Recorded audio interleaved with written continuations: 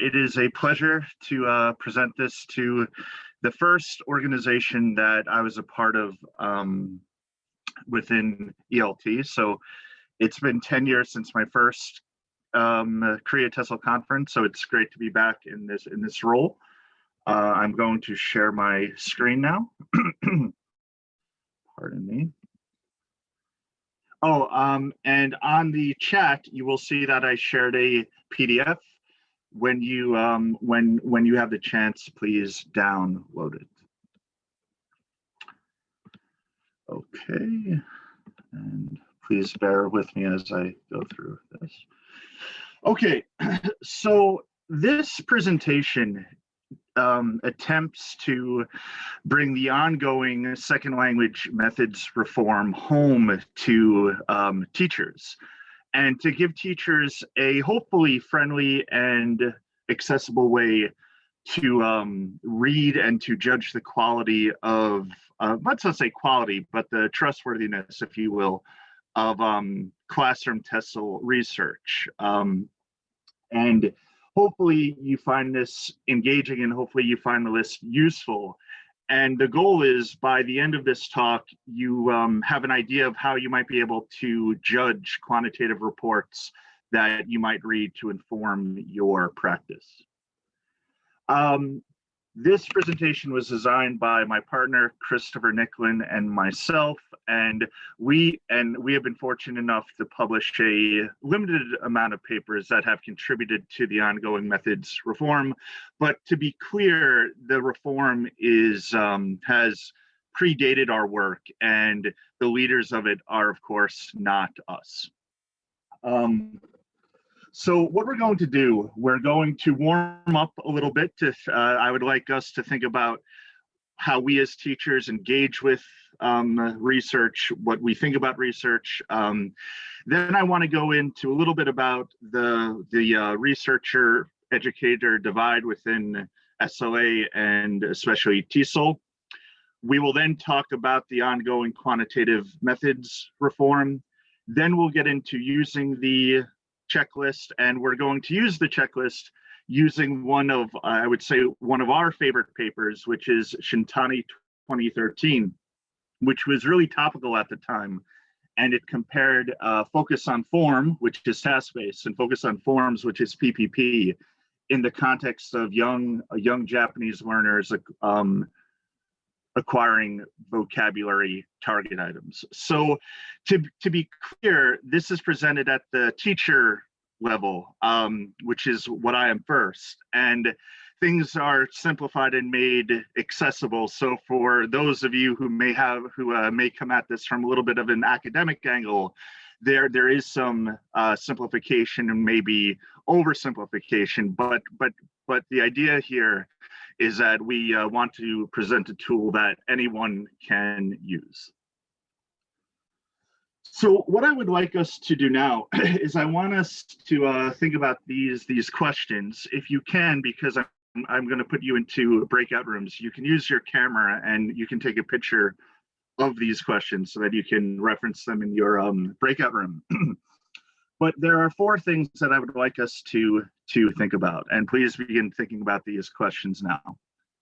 When it comes to research, practical, and 101 talks, and 101, of course, is a co-Tesol feature, what are the rough percentages in relation to what you plan on attending? For example, 20% research, 50% practical, 20-50, 30% 101. How is SLA Tesol research helpful to teachers, if at all? How is this research impractical? And there are 3 statements. Teachers should conduct research. Teachers should actively read research. Teachers should do both. You can ignore the question mark, sorry. Which of these statements would you agree with the most? So take a minute now, think about these. And I'm going to put you into breakout rooms for about 7 minutes or so, just so that you can start thinking about your stance within research and teaching, and what you try to get out of conferences such as the one that you are attending now. So I will give you 1 minute or so thinking time, and then you will talk about it in your groups.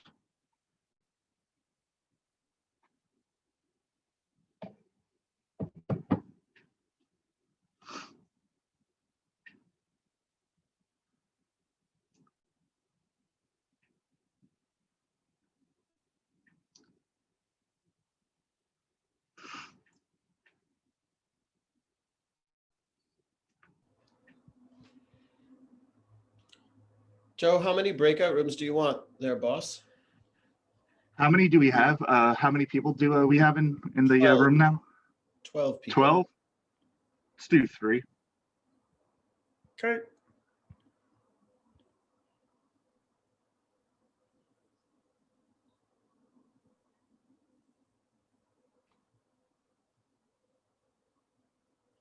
Off you go, everybody.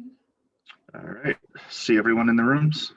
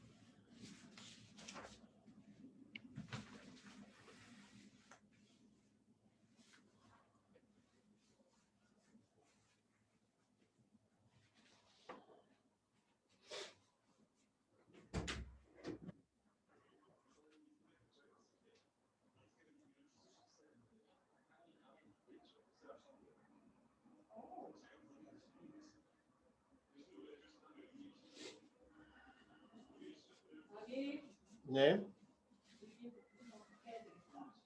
응? 응?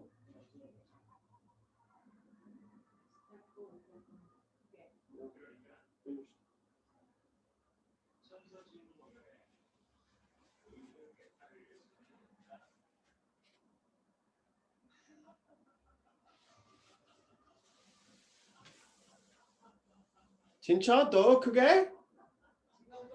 아 진짜 씨.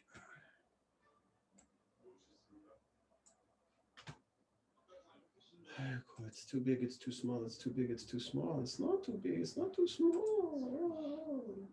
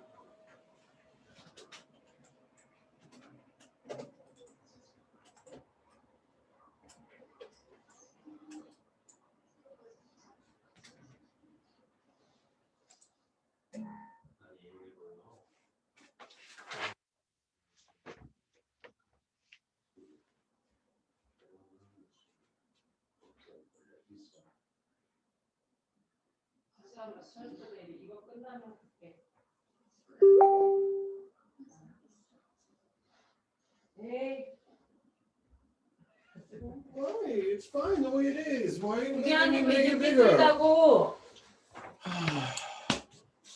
Baby, I'm tired. I don't want to do it anymore. I want it to be finished. 이거 스트레이트 아니야. 똑바로.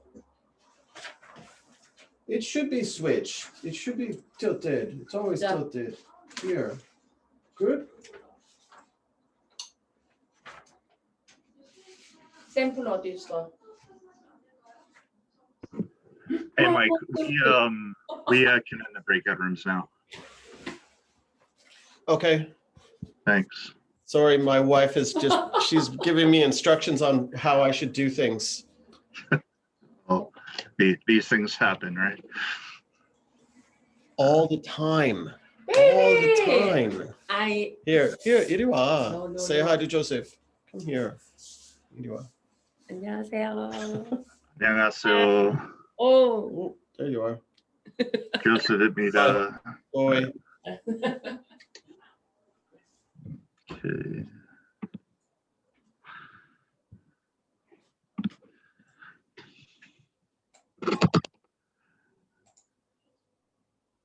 All right, so we're just waiting for the breakout room to end, and then we'll continue.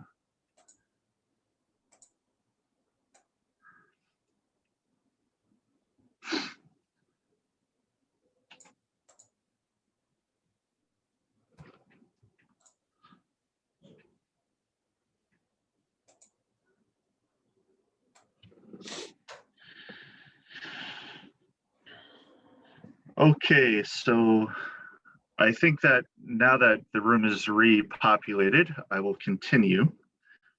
Here we are. Okay, so I hope you had the opportunity to share your thoughts about these questions. And just because we do need to get through the talk, I will summarize a bit of what my group says, and it does fit into what this talk is trying to do. The idea that research can be helpful to us as teachers, but it depends on the context. And sorry. Okay. It depends on the context. And thanks, Mike. I saw the message. And the context is really what's important when we read research, and we have to think, well, is what I'm reading going to apply to my context? So that's something that we want to think about as we continue. So, sorry.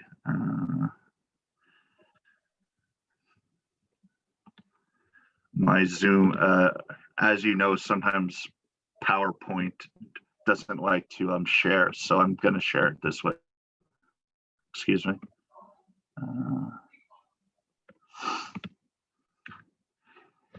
Can everyone see my screen? Yes, okay. Just the slideshow is freezing it. So one of the things that has been really popular has been the investigations into the Tesol and SLA. SLA means second language acquisition, researcher educator divide. I'm not going to bother to read these to you verbatim, but both of these papers are quite well known. And the idea, what they found, I should say, is that teachers want to engage with research. They see the need to do so. Someone in the room I was in said that that if you don't, then you're kind of coasting. So there is this idea that we as language teachers need to be academically curious, need to engage in academic inquiries, need to read these as well. But there is this divide in terms of how we can understand these reports and how we can engage with these reports. And this checklist should hopefully help us do this in a way that is accessible to us. So that is one strand. And then the other strand that underpins this talk is the ongoing quantitative methods reform. If you're curious about the big names in this, it would be people such as Gass, Plonsky, Norris, too many to name. Plonsky probably had the most seminal papers beginning in 2011. But in one of their more recent papers, Gass, Lowen, and Plonsky said quite clearly that research in our field can only develop and thrive if our research demonstrates rigor. And this rigor is now being unpacked at the academic level. So the idea that we need bigger samples and samples from multiple sites, we use more advanced statistics, which we won't get into here. We need to research different types of people. So in a recent paper, it was observed that the more prominent journals overfeature Western participants who are educated, rich, and from developed countries. There is a greater expectation of us to report results more robustly and completely. There's also a drive for open science. So what is happening here is that the field is now going through a sea change, where what was acceptable 10 years ago is no longer acceptable now. And what's also happening is that this creates an opportunity for us as teachers, because now there is a reasonable expectation for reports to look and feel a certain way in order for us to trust them. If this makes sense, and I do this with my students, please show me thumbs up on your Zoom. If there are any questions, then I can answer them now. Because this is the most important point, that we have advanced as a field enough that we can now expect reports to look and feel a certain way. So, excuse me. So the checklist that we will be working with will make judgments in two areas. One is sample design, one is measurements and testing. I won't go into the details now. I will actually show you how the checklist works using a sample paper. But the idea is that all of these judgments are grounded in literature, and they have been simplified so that we think a teacher could make these judgments without advanced academic training. At the same time, it's important to remember that this checklist is not about attacking published reports, and it's more about giving teachers a opportunity, or let's say agency, to decide if the report is, we want to use the word carefully, that if it has good enough quality so that we can trust its findings in terms of applying them to our context. Before presenting the checklist, there are a few framing concepts. You may know these, but again, this talk is just aimed at everyone. So please bear with me as I go through this. So quantitative reports loosely have this outline. They begin with the introduction and the literature review. These sections ground the hypotheses and the research questions. Next comes the methods, where we describe what we did and how we collected the data and how we're going to analyze it. Next comes the results, and the results are of course organized by hypotheses and research questions. Next comes the discussion, and then the conclusion. The checklists that we are presenting will be applied to the methods and the results. Quantitative research is focused on the contrast between sample and population. It's impossible for us to measure everyone in the population, so we construct a sample to make inferences or educated guesses about the population. Inferential testing, and we as readers don't have to know that exactly, but we need to know that these tests are required to make inferences about the population. In the next talk, we're gonna unpack effect size a bit more, but for now, an effect size is simply a way to express what we observe in the sample, so it transfers or generalizes to the population.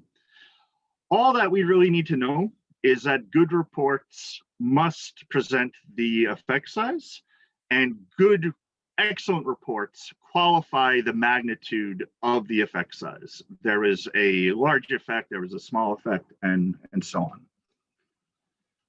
Quantitative research, again, this is very oversimplified, can be either experimental, where the researcher manipulates the design so that participants experience different conditions. So for example, a treatment group versus a control group. Correlational research observes things that are in the real world. So here is a correlation between weight gain and the number of donuts that were consumed. Weight gain would be the dependent variable. That's what we are predicting. That is on the y-axis. Donuts eaten would be the predictor variable. That is on the x-axis. Again, this is very simplified. Finally, quantitative research is interested in validity and reliability. This is important, that our measurements must be valid and that they measure what they say they are measuring. They must be reliable in terms of consistency. And I like to use a bullseye analogy for this. Hitting the center is validity. Consistently hitting the center is reliability. So we see that D is what we want, that it's both valid and reliable. We can be reliable but not valid. We can be neither, but it is impossible to be valid without reliability. That is a prerequisite. And again, the idea is that we need our measurements to be trustworthy. Just a second.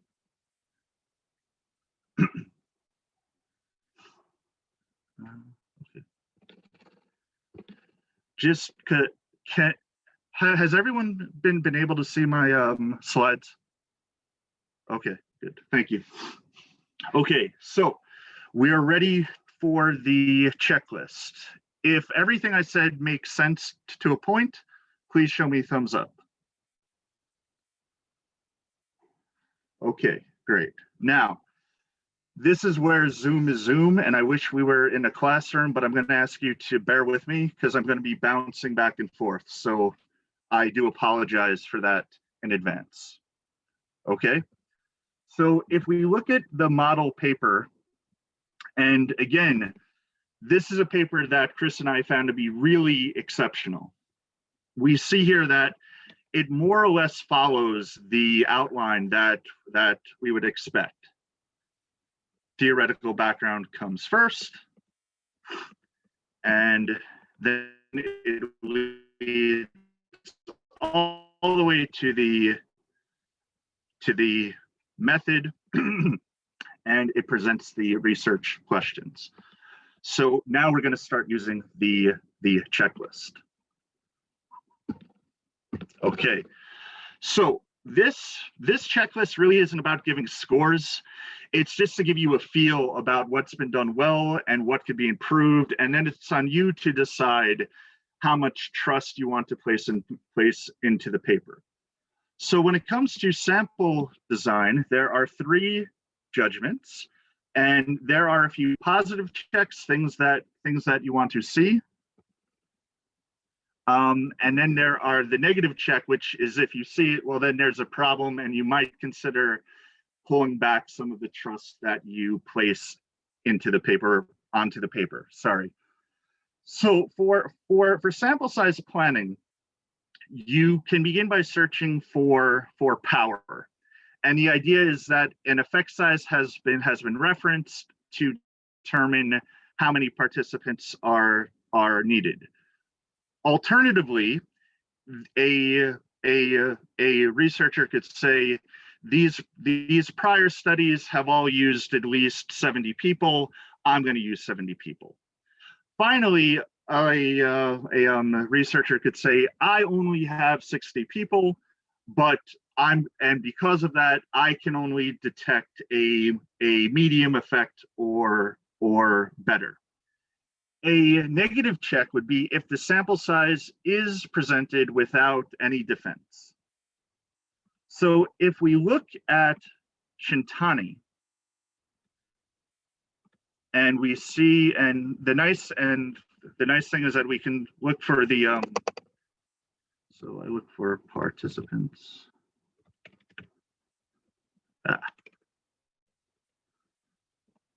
Okay. Here it is. We see here that there's no defense. She basically just said that she has 45 children, and that's it. So for this area of the checklist, excuse me, I would then give the mark here. Okay, so the next thing is that samples should have their participants selected by chance. And the technical term for this is randomized sampling.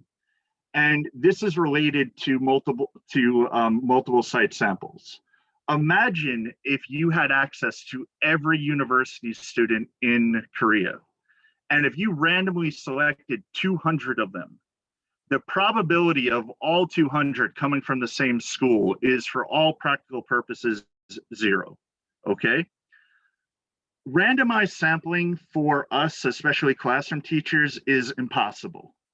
But it is possible to find colleagues from other locations within the population for you to do research with. So the positive checks are randomized sampling or probability sampling. And again, that's a really strict assumption. We can't do that. But it is reasonable, and it's been published recently, that we should try to include multiple samples. And the negative check here is a single site sample. So if we look at Shintani one more time, we then look here. It's pretty clear that this is coming from one school. And if you know her other papers, it's eminently clear that she did the research at her private school. So when I assess this paper for this criterion, I'm going to put the X here. Now, the final judgment, and again, this only applies to experimental designs, and it relates to the expectation of randomness being in the sample. We expect conditions to be randomly assigned so that researcher bias is mitigated. So whoever's in the control group or the comparison group or the treatment group, the researcher doesn't really control that. Some will argue, sorry, it's my chat just.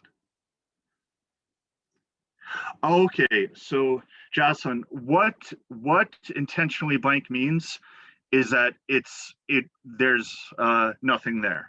It was intentionally blank. Does that make sense? Sorry, so why is it positive then? It's not positive. It just okay. So intentionally blank is a stylistic thing that you don't have a white space. Okay, I'll think about that a bit more. No, so it just means so if it makes it easier here, because it's in the positive check column, so number 3. So here it's just blank. But from a style point of view, sometimes that's not ideal. Okay, but okay, got it now. Sorry, thanks.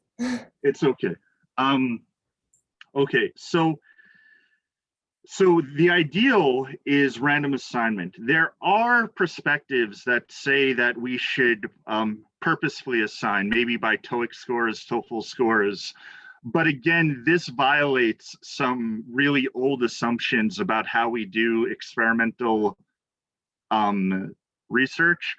But again, because we're not attacking papers, because we want to give papers the benefit of the doubt, it's okay. But what is a negative check is if there's no description at all about how conditions were assigned. So if we look at Shintani, again, it's the same part.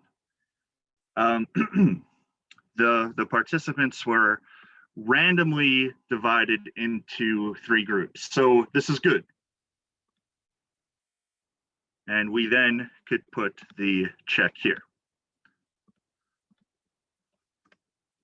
Now, one of the things that we accept in our field is that sometimes classes are pre-made or they've been constructed before we want to do the research.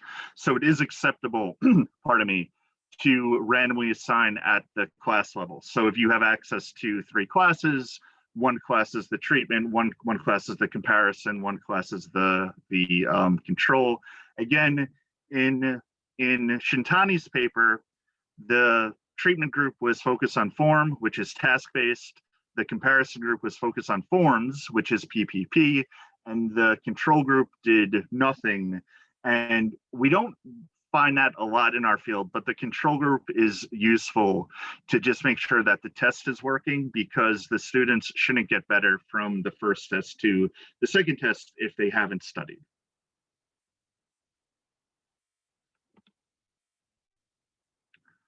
There's a question, just a second.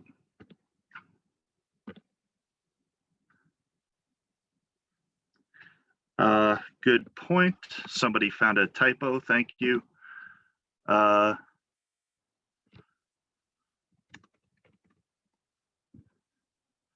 Thank you, Sean. This should be by chance. Okay, good. All right, so now we move on to the, sorry. Now we move on to the second check. And now we look at measurements and and testing. Okay, and it is the same idea that we have positive checks and we have negative checks. Okay, now we said before that validity can exist with reliability, but for our kind of check here, I guess it's okay because we're just gauging how much the researcher has considered the things that they are supposed to. Excuse me. I will send a updated form as well. So a positive check is that the researcher argues for the measurements or tests employed. The researcher references past studies' use of target words and or tests. So this would be within the vocabulary setting. So if we look at Shintani here,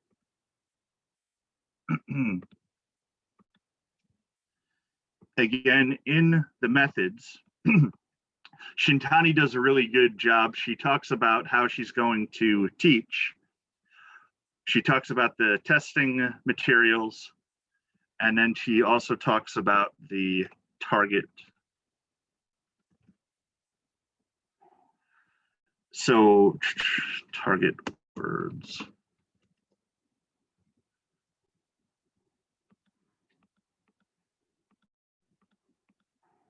Okay, so she talks about the excuse me. She talks about the treatments and the target words here, and you can see in the methods there is a rich description of what she's doing, why she chose the words, and how she's going to test them. So for this criterion, we would give her a check, right? Now for reliability, all that we need to be able to do is just make sure that it's considered. This isn't a meta-analysis, this isn't a systematic review. We as teachers just want to make sure that she's considered it. So if we check the paper,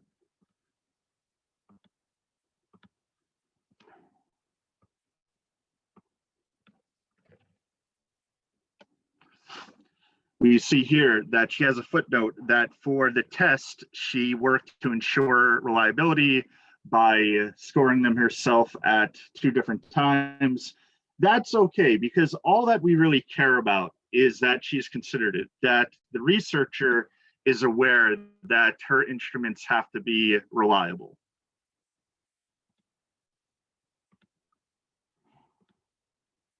So that's here. Okay, now for reference of, for evidence of inferential testing, this is where it gets technical, and I'm going to talk about both inferential testing and effect sizes at the same time. All you are looking for is completeness of reporting, that the researcher understands that they have to be detailed with what they share with you, right? The only thing that really is cause for concern is that if you do not see any evidence of testing, if there are no p-values, if there's no t-test, f-test, chi-square tests, if they only use descriptive statistics, talking about averages and frequencies, but then they generalize about the population, that is a red flag, because that shows that the researcher does not understand a fundamental component of quantitative inquiries. In terms of effect sizes, it's the same thing, that you are looking for the reporting of metrics, and you can look these up, but you also want to see that the effect sizes are consistently reported, and you want them to be qualified. So for example, Plonsky and Oswald give a bunch of thresholds, and we might say R equals 0.7, which would be large according to their framework. And again, if we look at Shintani's paper,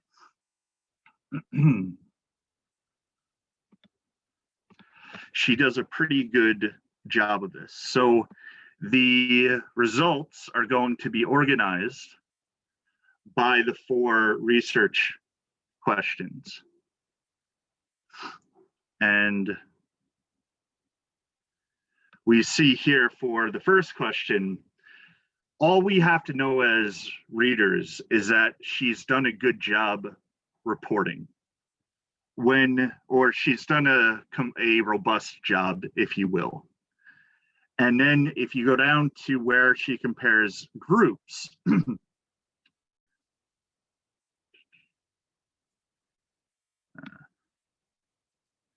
she has made a table that overtly expresses effect sizes. Now, okay, she did not give the exact p-values, and to get technical, she used Whitney U in some cases and didn't give the complete reporting. But the fact that she's told us what the effect sizes are, the fact that she has expressed significance, albeit abridged, we can more or less feel that, okay, the report has done what it needed to do. So for both cases, I might give her a X here. And for the most part, she has done this, so I would give her a X here. And then as a teacher, I might say, looking at the list, her measurements and testing more or less are okay. She has established trust with me that if I wanted to use her test, if I wanted to use her approach, it's more or less okay. But in terms of her sampling, it's not great. So then, and again, I don't want to get too technical, but she found that in some cases, task-based outperform PPP, but not in all cases. I'm not sure how well that would transfer to my setting because of the limitations that she has in her sample design. And that's how we kind of imagine teachers using the list that we have created. With that said, okay, that here. That is the list. With that said, I will print this again now and share to the group. That is our presentation. Are there any questions?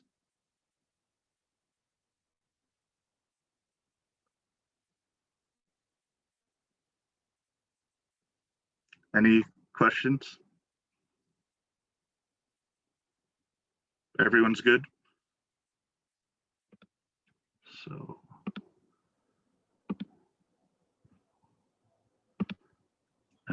Just sharing the list one more time.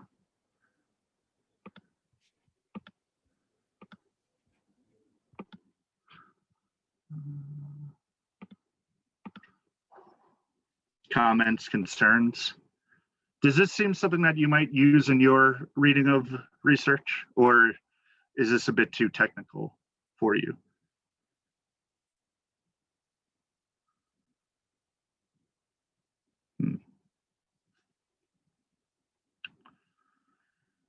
Okay, good.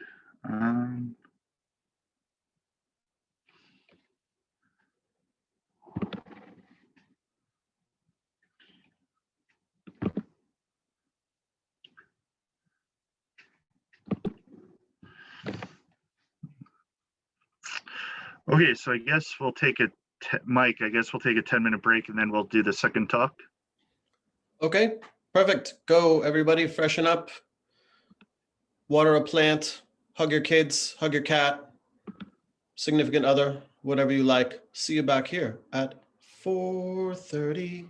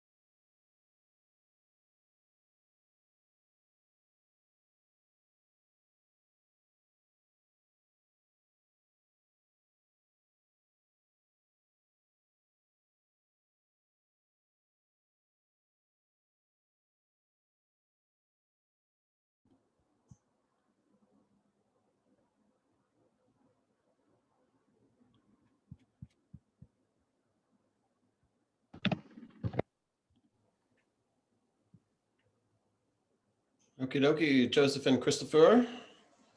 Not sure if everyone is back, but let's pretend that they are. Okay. So do you want me to start now? As you like, sir, as you like.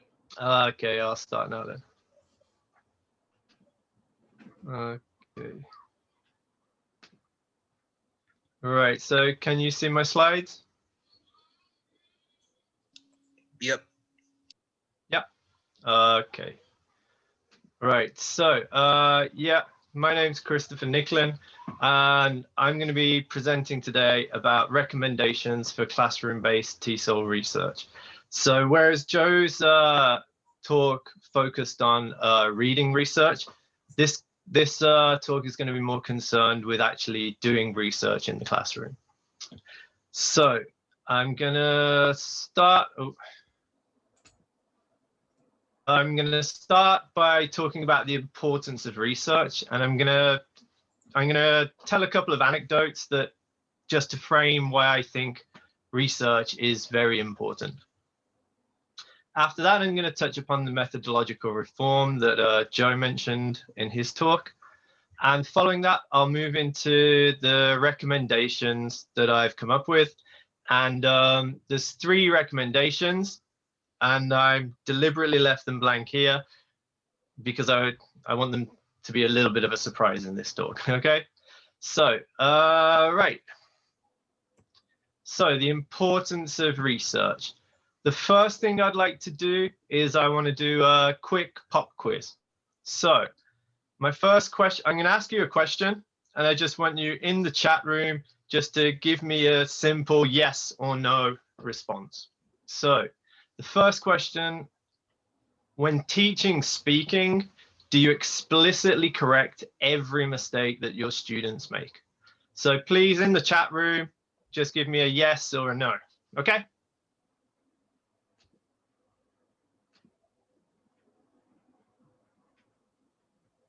Yeah, okay, that's it, yeah. Across the board, oh, here we go more. Okay. Right, across the board, everybody said no, okay? Right, so let's have a look. Pop quiz number 2.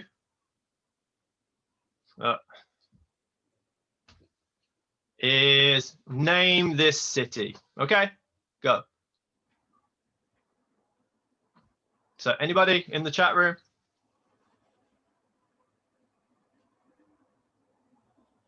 No? Ah, okay. So this is Madrid. Oh, I got 1, 2. Hang on, let me check. Maastricht, Berlin, Madrid. Okay. Right, so yeah, this is Madrid. Right. So why am I showing you a picture of Madrid? Basically, many years ago, I had an interview for a teaching job in Madrid, and I'd done 2 years teaching in a language school I'd left Japan. I'd been living in London for a while, and I had itchy feet. I wanted to go traveling again. So I applied for this job in Madrid, and I went for an interview in a hotel in London, and we were talking about teaching experience and beliefs in teaching. And during the interview, the guy interviewing me told me that he asked me the question, do you correct every grammatical mistake that a student makes? And I agreed with everyone in this room. I said, well, no. And he said, well, with our company, we correct every mistake, okay? So that got some alarm bells ringing in my head. But yeah, this idea that in the previous school that I'd worked at in Japan, it was the teaching methodology said you don't correct every student's mistakes. That will disrupt fluency. You'll end up stopping every 10 seconds. So you let mistakes go to let your students communicate. Whereas in this interview for this other company, I was being told you have to correct every mistake. Our students expect you to correct every mistake. So the reason I bring this up is because that, for me, was an example of you had 2 very large language teaching corporations, and two diametrically opposed approaches to pedagogy. So it's not to say that one is definitely, well, in this case, one is probably the other, but the fact that two large corporations could have such a distinct approaches to their pedagogy made me made me curious. But the answers to these kind of questions are in the research. There are studies upon studies published about corrective feedback, about and they generally say that explicit correction is not the best way, particularly on every error. So pop quiz 3. Right, when you're teaching speaking, do you operate an English only rule?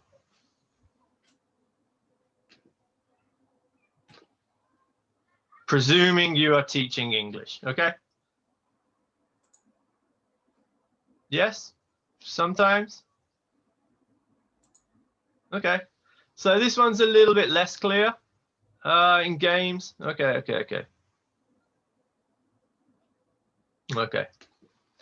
Right, okay. And the second, the last pop quiz, in fact, for this talk. Oh, let's see what that is. Sometimes, yeah. This is a less binary answer, it seems. So the last pop quiz, name this city. Anybody except Joe?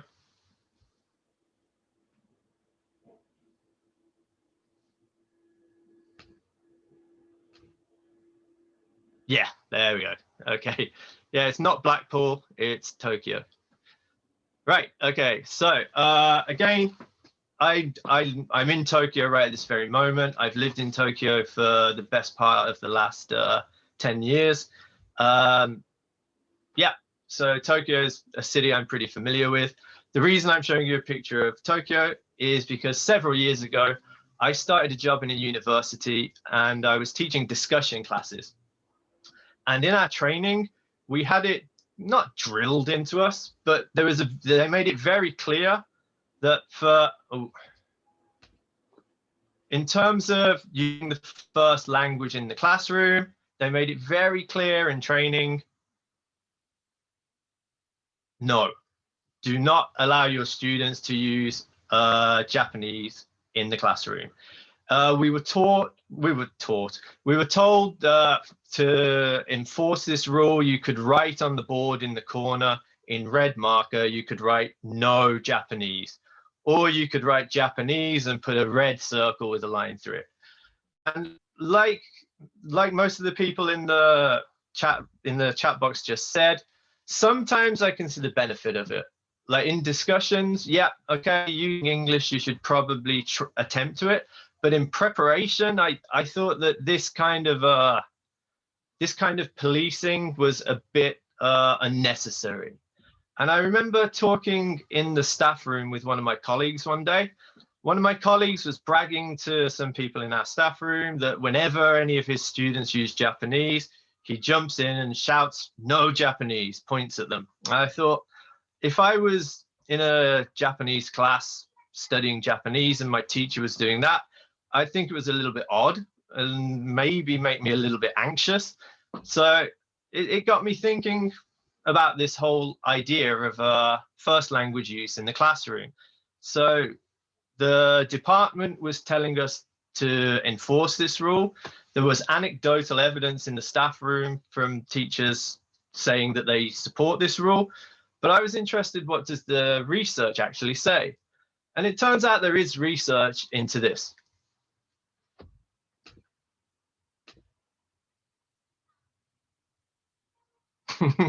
Okay, yes, so you tell your career students not to use Japanese during class.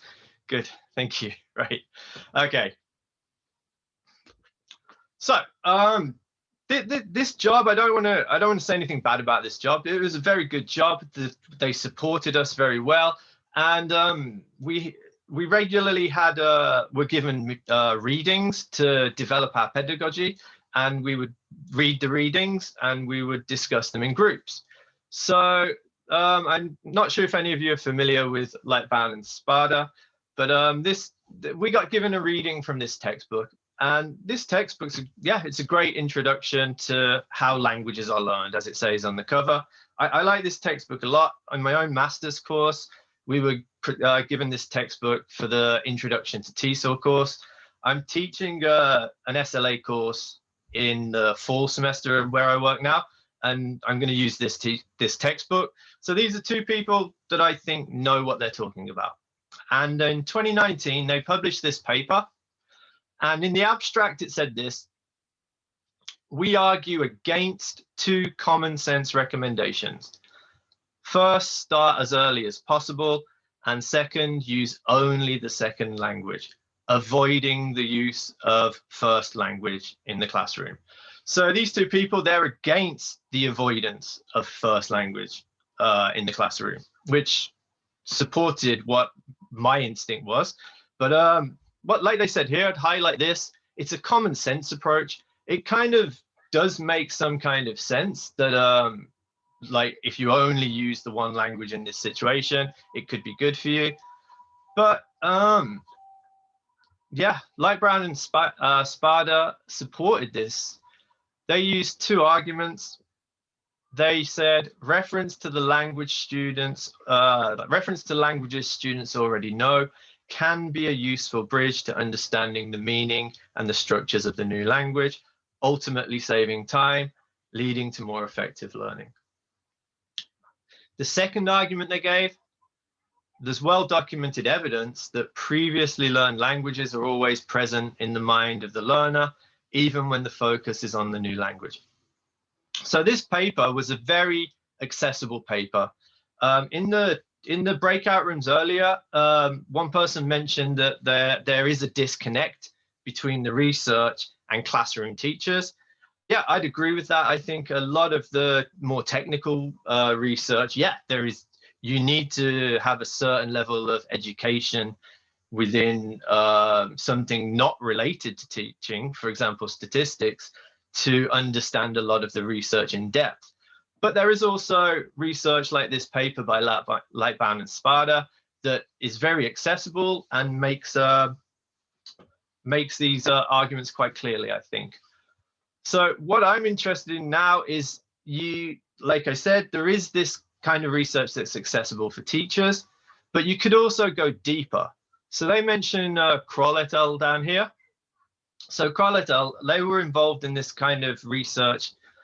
So let's go back. The idea is the idea of the language mode hypothesis. So a lot of this idea that you should keep one language for one situation and one language for another situation. It's an example of this kind of thinking would be the language mode hypothesis.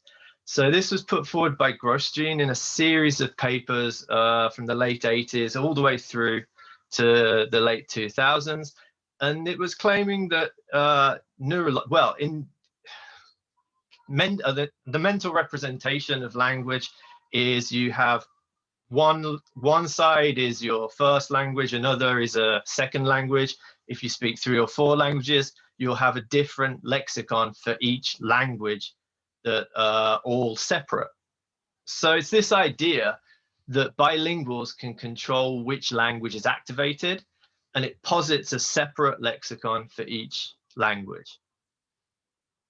And this was supported by a lot of people. For example, Dijkstra and Van Herven in 2002, they said this quote: there must be some sort of language tag or language membership representation.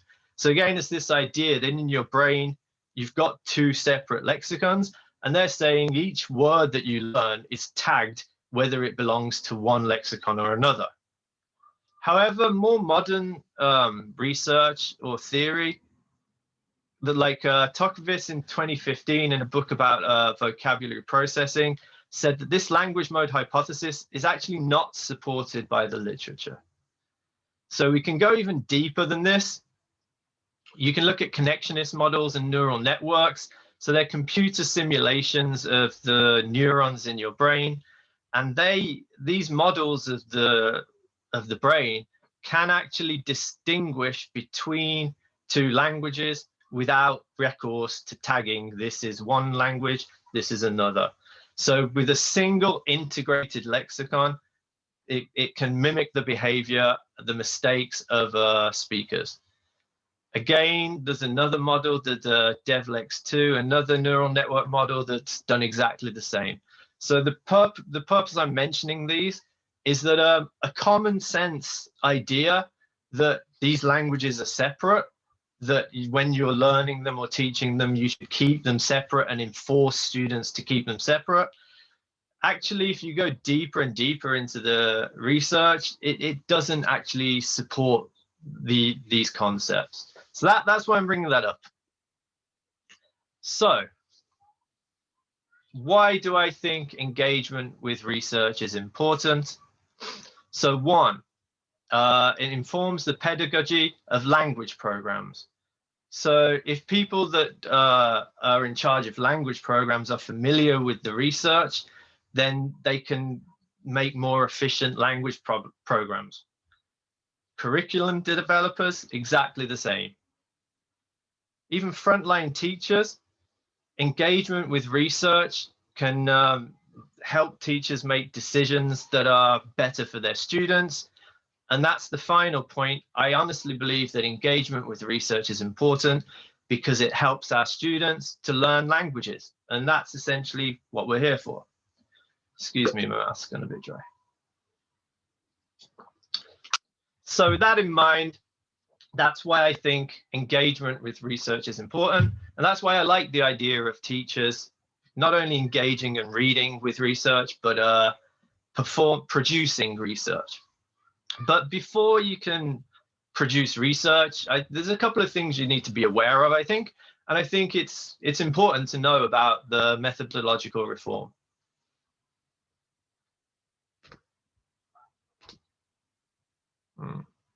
Thank you, Michael. Right. Okay, right. So the methodological reform. My colleague Joe touched upon it in his talk. I'm going to talk specifically now about this paper by Luke Plonsky that was published in 2013. It's a seminal paper. What Plonsky did, he reviewed 606 studies that were published between 1990 and 2010. And he made a lot of discoveries about research and he noted in this paper the strengths of the research over this 20-year period, but he also noted that there were some problems that could be fixed to make the research better. So one of them was small sample sizes. So in these 606 studies, the lowest number of the smallest sample size was 1, which it's a case study. It's acceptable for qualitative research. Yeah, sample size of 1. Yeah, you could argue case study. Yeah, no problem. And it went up to 34,000, over 34,000 participants in a single study. Obviously, that was a huge outlier. The median was actually 19 participants in a study. So that's too small. If you've got a sample size of only 19, you're going to have low statistical power. So low statistical power means you don't have the power to find the effect that you're looking for. Okay, in the most simplistic of terms. And also you've got low generalization. So if you run a study on 19 students in Korea or 19 students in Japan, is that really generalizable to students in Brazil, in Argentina or somewhere like that?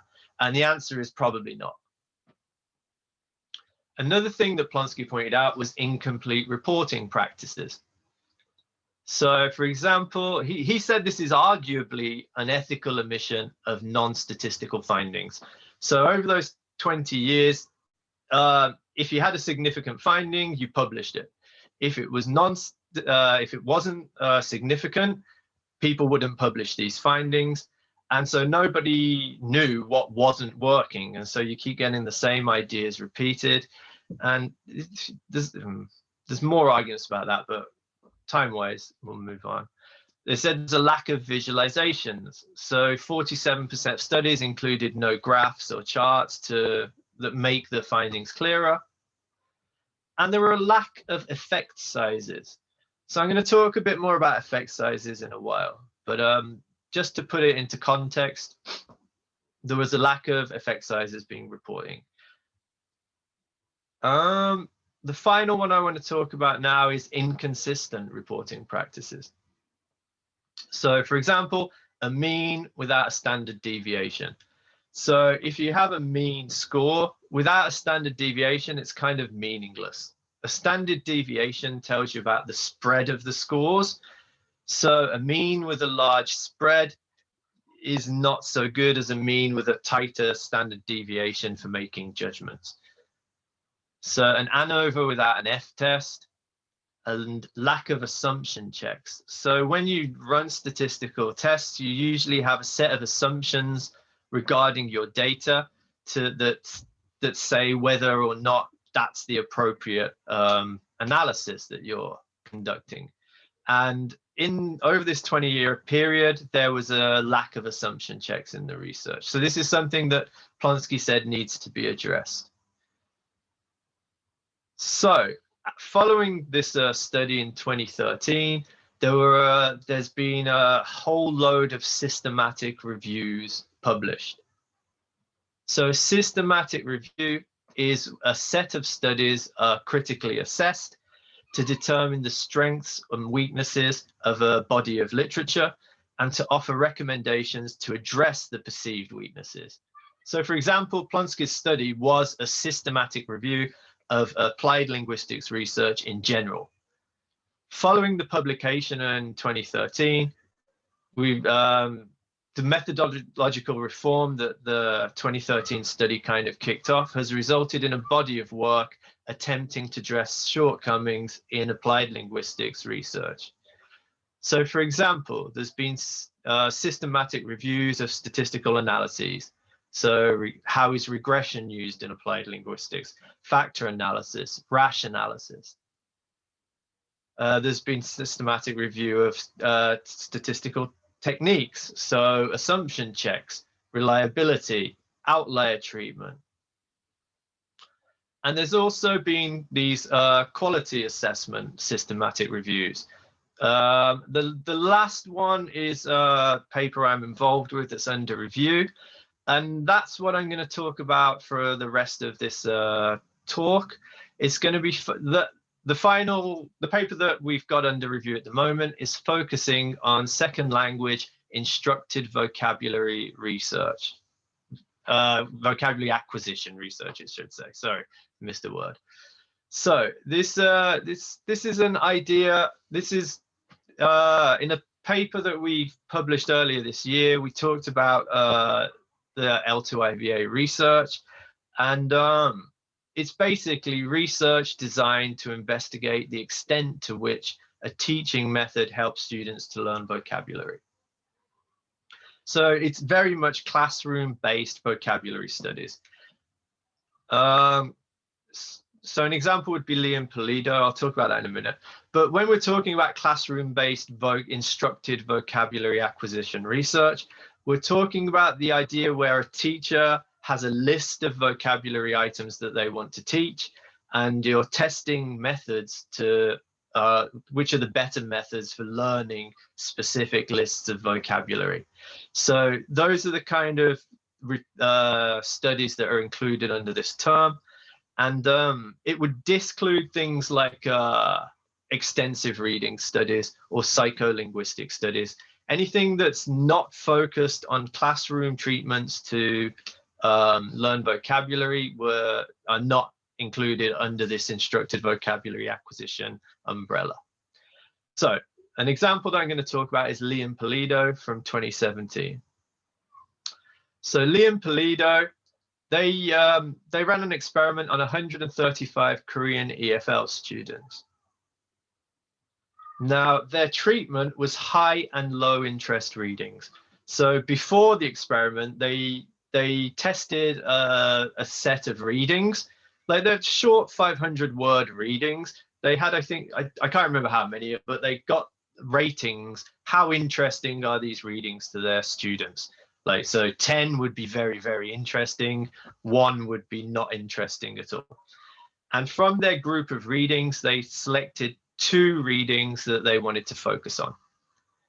So this is representative maybe of students in 2016. And so the story about Gangnam Style was the high interest reading, and the story about medieval life was the least interesting for their target students.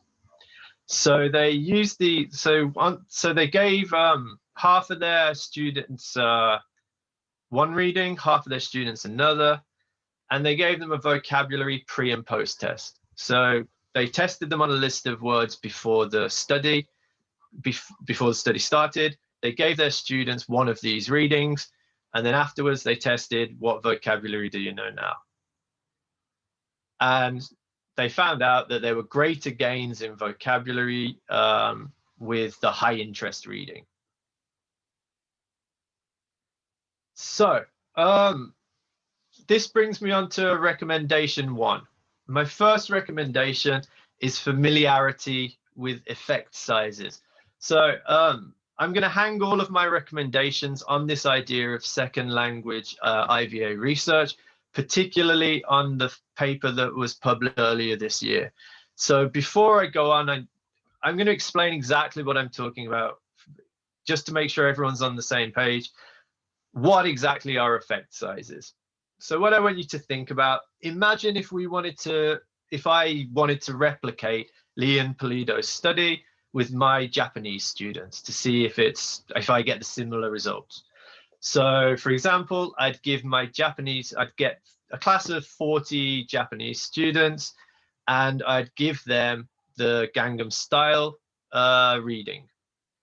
And then I'd use another class maybe, and I'd give them the medieval life reading. So I've got these 2 distinct groups. Say the orange group at the top is group A, the white group at the bottom is group B. And what I'm interested in is what's the difference between the groups on a translation post-test. So we're looking at what is the difference between these 2 groups on a translation post-test based on the vocabulary that I'm teaching them, hoping to teach them.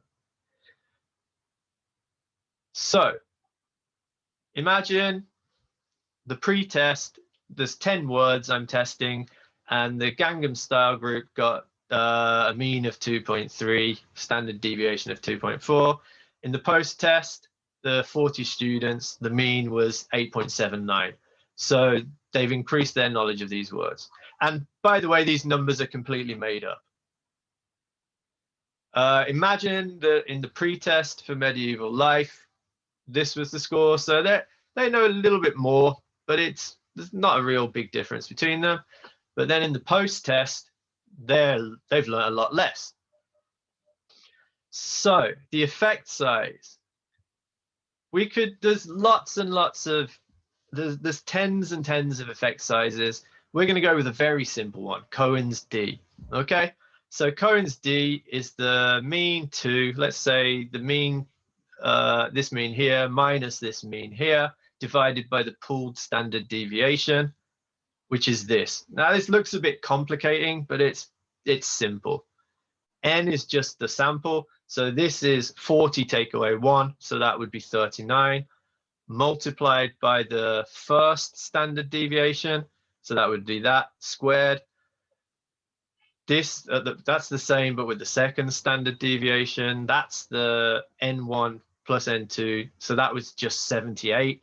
But I don't want to get bogged down in this, because there's online calculators where you can just put these numbers into an online calculator and it will give you the answer. There's statistics programs that do that. So the important thing I'm trying to point out here is, if you know the mean, if you know the standard deviation, if you know how many students there were, you can calculate this effect size. And if you were to put these numbers into these equations, you would get Cohen's D equals 0.55. So what does it mean? So at this point, it's kind of a Hitchhiker's Guide to the Galaxy thing. Like the meaning of life is 42. What does that mean? Okay, so when you get your number, this 0.55, what can we do with it? So the first thing we can do is compare it to Lee and Pulido. So Lee and Pulido didn't publish the Cohen's d effect size, but they did publish the mean, standard deviations, and their number of participants. So from that, we can work out that Lee and Pulido's D was 0.6 with the Korean students. With my 80 Japanese students that I made up, we got 0.55. So we can see that they're very similar. The size of the effect between the groups at the post-test stage was similar. And we can also compare it to similar studies. So for example, Wei, 2015, Wei did a keyword versus self-strategy vocabulary treatment comparison, and Wei got a D of 0.88. That's bigger than ours, okay? But we've got a kind of apples and oranges thing going on here. Whereas we're looking at high interest and low interest text, Wei's looking at keywords and self-strategy. So that's a bit of an apples and oranges thing, but it's still a vocabulary study. It's still an L2 IVA vocabulary study. But what would be more interesting? What if we could compare it to a large amount of second language instructed vocabulary acquisition studies in general? So what if we could compare it to a whole load of studies at one time? And that's exactly what we did in the study I mentioned before, the Nicklin and Vitta study 2021. Before I move on and talk about this, I just want to make this one point. What we've talked about so far is between groups. So it's very just between two groups.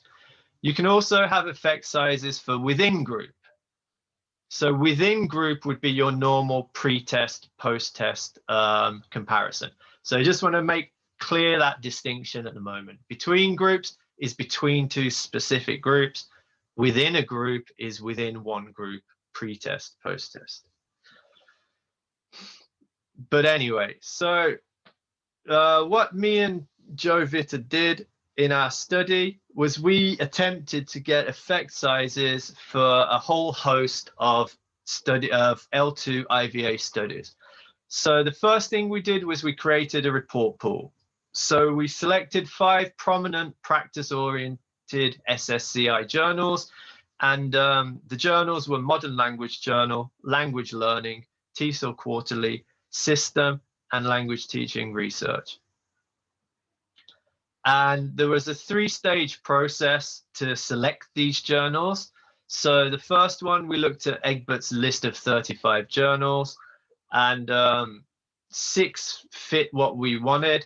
So we wanted it to be, we wanted the journals to have a quantitative focus and also be relevant for language teachers in the sense that they talk about second language pedagogy. So with this list, we compared it to other lists, and we got these 5 journals that were on both of the Plonsky and Gass's list of 14 and Alhori and Vitta's list of 19. These 5 journals were on both of these lists.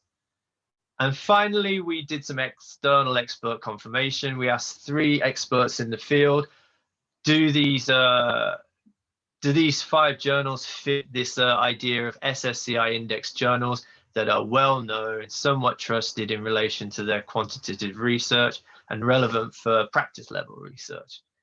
And all 3 experts agreed that this was the case. So that's why we only used these 5 journals. They fit what we wanted. And then from these 5 journals, we extracted 809 studies. We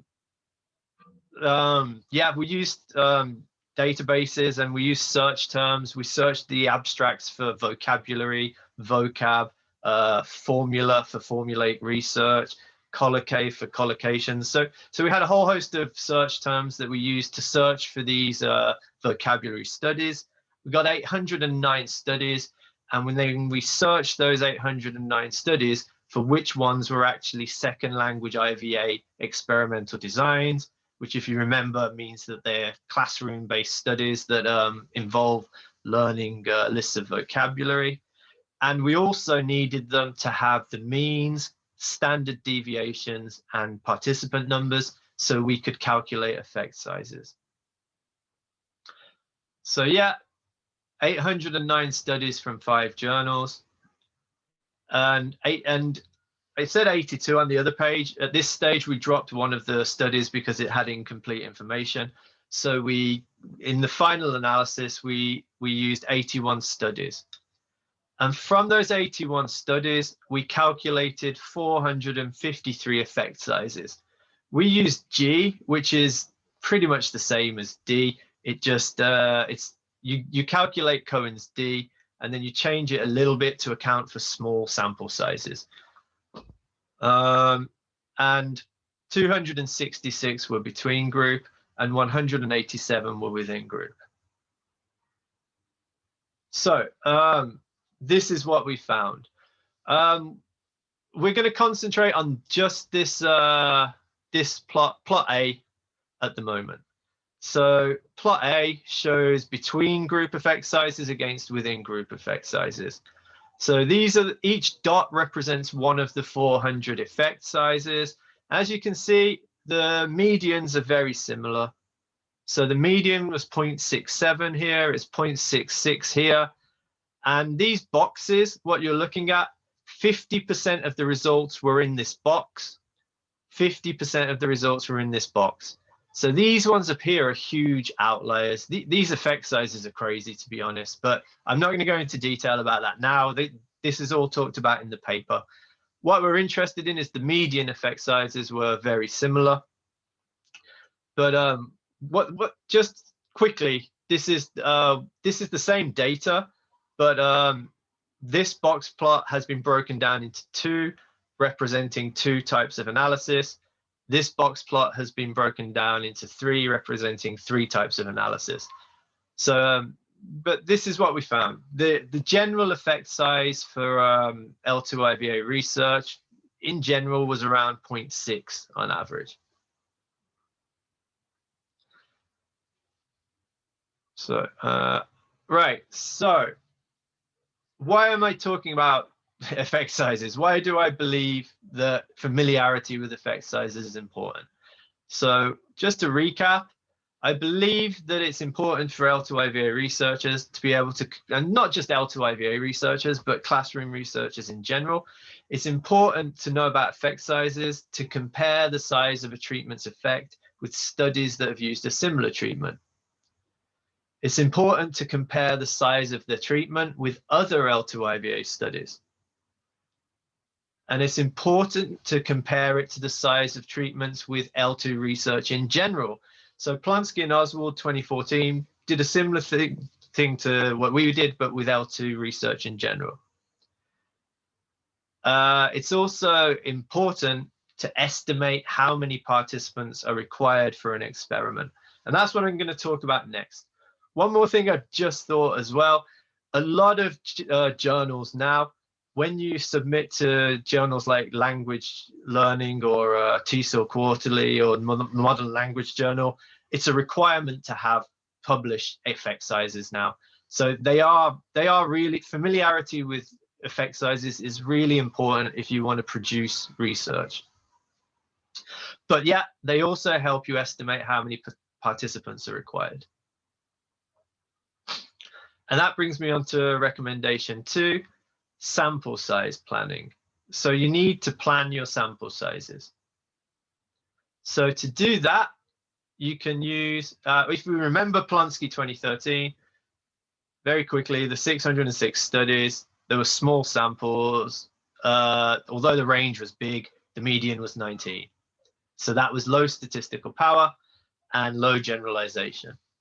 But the reason I'm bringing this up in terms of sample size planning, we're moving on. You can use the effect sizes to calculate sample sizes. So, yeah, like I just said, effect sizes can be used to calculate how many participants are required for sufficient statistical power to find an effect. So we did that for you. So the second lot of box plots that I showed you, we were using one of those designs, and the design is the same that I used with the Liam-Pulido example. It's a between group treatment comparison design. So for those designs, we found that the median effect size was 0.62 and the small was 0.33. And if you have a look at these numbers over here, if you wanted to do just a simple comparison, which would be a t-test, you'd need 2 groups of 42, and that's 84 participants. Okay, so our data showed us that you'd need about 84 participants for the statistical power to do that comparison.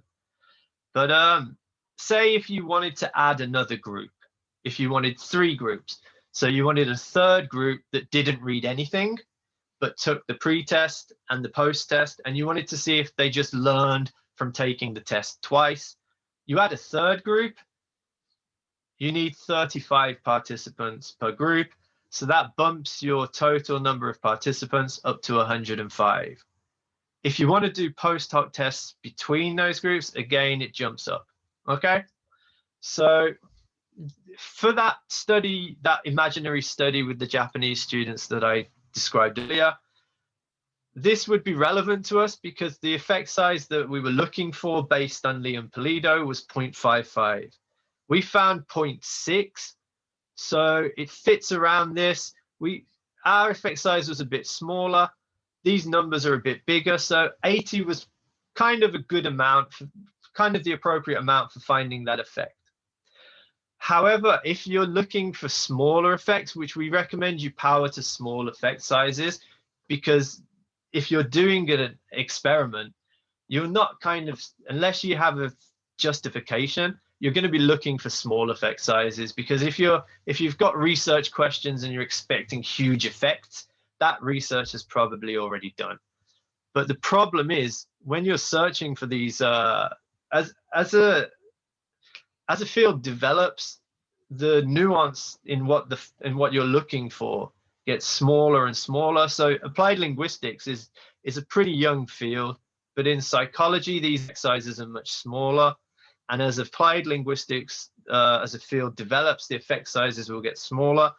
And that creates somewhat of scary scenario where to do that simple 2-group comparison, all of a sudden you need approximately 300 students to find the effect size if it exists.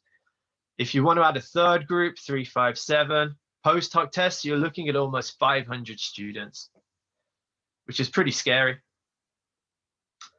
For within subject design, very similar, but what we found was within subject design, so with the pre-test, post-test, and if you use a counterbalance design where every student is a member of every group, so for example, in the Liam-Pulido study, if every student read Gangnam Style and read the Medieval Life one, then that's counterbalance design. So if you're using counterbalance designs with pre-test, post-test, every student does every treatment, the numbers go down somewhat. So they're still pretty big, but these are the numbers that would be required. So looking at particularly at the first one, I can imagine some people thinking these numbers are huge. I can't possibly recruit that many participants. Don't worry. I've got a simple idea to try to, well, we've got a simple idea to try to calm these worries down. And it's so simple, collaboration. And that's recommendation number 3. Collaboration with your colleagues within a site, an institution, collaboration across institutions. So if a between group L2IVA study requires 84 to 492 participants, or within groups requiring 57 to 203, you need larger samples, you can collaborate. So, for example, Stockel et al. 2019, they all did a study that compared vocabulary test scores to TOEIC scores, I think, or TOEFL, one of the two. But they recruited 200 participants from 4 universities. McLean, Kramer, and Begler, they did a validation study of a listening vocabulary test, and to get a larger participant pool, they recruited from 2 universities. Vitta, Nicklin, and Albright, that's in preparation. We gave a vocabulary test to 237 participants, and that was spread across 3 institutions, 3 different universities in 2 different countries. So 2 universities in Japan and 1 university in Saudi Arabia. So it's this kind of collaboration that allows researchers to work together to get these larger samples, to get sufficiently powered designs. I'm going to add this one. There are other statistical analyses. Like that previous slides, I focused on t-tests and ANOVA. That was specifically because those were the preferred methods that we found in the study in the collection of 82 studies. I'm a believer that the vocabulary needs to move towards mixed effects models, where not only do you take the difference between the variance between your participants into account, but a mixed effect design can take into account the difference between each item. So, for example, some words are easier to learn, for whatever reason, are easier to learn than others for different people. A mixed effect model can take that into account. So I'm not recommending or telling everybody you need to know about mixed effects models. That's when collaboration comes in again. Oh, and mixed effects models, they allow you to have smaller sample sizes. They control, there's a power advantage. I'm not suggesting everybody needs to go out and study mixed effects models. That would be ridiculous. But what you can do is collaborate with people that do know how to perform mixed effects model analysis. And then the collaboration will allow you to possibly perform your treatments with less participants. So if you are interested in any of this stuff, these are 3 books that I would recommend to get interest if you're interested in statistics. The first one, let's start with the middle one. The middle one introduces, the middle one's very good. It's very thick. It's 400 pages. It's a proper textbook, and it gives detailed background about each of these statistical analyses. It's very well written, very clearly written. That uses a program called SPSS and R, which is a computer language, but it introduces R through software that makes it into point and click software. So it's a real basic introduction to a lot of these techniques that are important. It's an introduction to a lot of the ideas that I've talked about today, including effect sizes and statistical analyses. And it's also a very soft introduction to the R programming language. But the problem with this, SPSS is expensive. R is free, but there's a learning curve because you need to learn a language. But if you have no intention of learning a language, a statistical language, and no intention of paying for software that you have to renew yearly, that book is still useful for background. However, this book is probably better. It's aimed at applied linguists as well, but this uses JASP. So JASP is free software. You can download it. It uses R at the back end, but you don't need to learn the programming language to use it. You can just point and click like an online calculator, and it'll do the hard work for you. So this book's really useful. Finally, this is my favorite book out of the 3, but this is specifically for using R as a language, but it's so well written, and it introduces mixed effects models. It's the best book for that I've come across. Oh, I've got a message. Yeah, that's right. Yeah. Bodo Winter works in Birmingham. And but that book is specifically for linguists, so it's a bit removed from applied linguistic research, and it is specifically focusing on using R. So if you don't mind learning the language, I saw him do a talk online at the Cognitive Linguistics Conference last year. I presented there, and he did a talk there. He hosted a lot of it. He organized it, I think. But yeah, if you're interested in learning about R, if you're interested in a little bit more advanced statistics, that book is excellent. I'd thoroughly recommend that. So, and that's where, just to summarize this talk, the recommendations for frontline researchers that want to engage and produce research, the recommendations I'd make are familiarity with effect sizes, sample size planning, and collaboration. These are 3 key things that I think are important for research.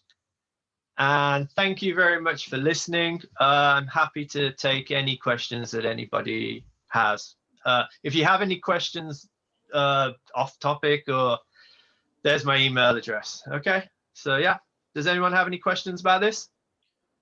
If you do have a question, you are required to turn your camera on. Okay. Question. Oh, thank you. No problem. Stop the share there. Oh, hi, Pinar. And I believe this is, hello.